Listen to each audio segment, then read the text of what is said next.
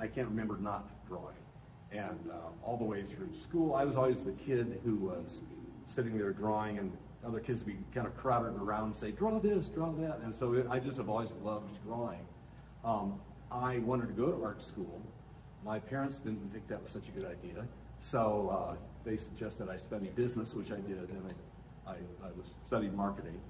And after I graduated, I was in sales for 10 years, traveling all over Nebraska. I fell in love with the sand hills and western central Nebraska because I was traveling a lot out this way. And then I ended up in publishing, long story short, and I was, for the next almost 20 years, for over 18 years, I was an editor of various flavors in architectural publishing. And my most recent suit and tie job was I was the editorial director for a publishing company in Washington, D.C. And then in '09, when the economy had really crashed and burned, that job went away. And my first reflex was to find another suit and tie job.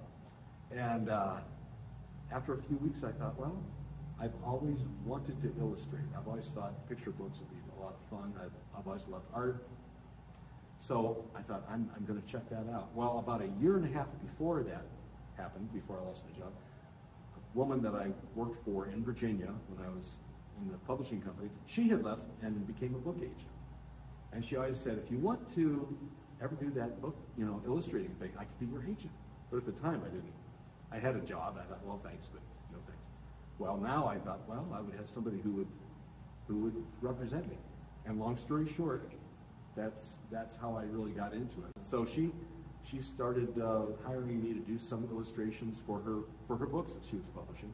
And then I had a blanket project. I was designing a blanket for a blanket company, and I thought, wouldn't it be cool if there was a book and blanket combo set kind of thing that you could give for a baby gift?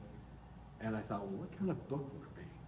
Well, this company only made wool blankets. I thought, well, it would have to be about sheep. Well, what about sheep? I thought, well, maybe they'd be sheep that wouldn't go to sleep. Like my 3 kids, they never wanted to go to sleep. They had a lot of excuses. And I started thinking, and it just came to me.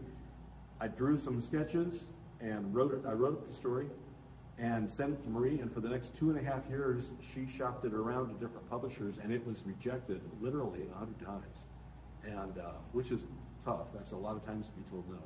But I eventually, one day, she called me and said, somebody wants to publish Simpson Sheep. So that still gives me goosebumps when I think about that phone call. That started the process, and so that book, it's this one here, it has done very well. It's won a lot of awards and all of that. Then I came up with a follow-up book 4 years later. Sheep Just Want to Sleep. So and then that opened a lot of opportunities to go to schools.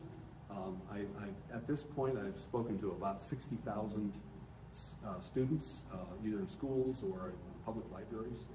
And it's my favorite thing to do. I love going to schools or libraries and speaking, because there's nothing more fun than a room full of kids just to talk to them. And I have different programs like writing and illustrating.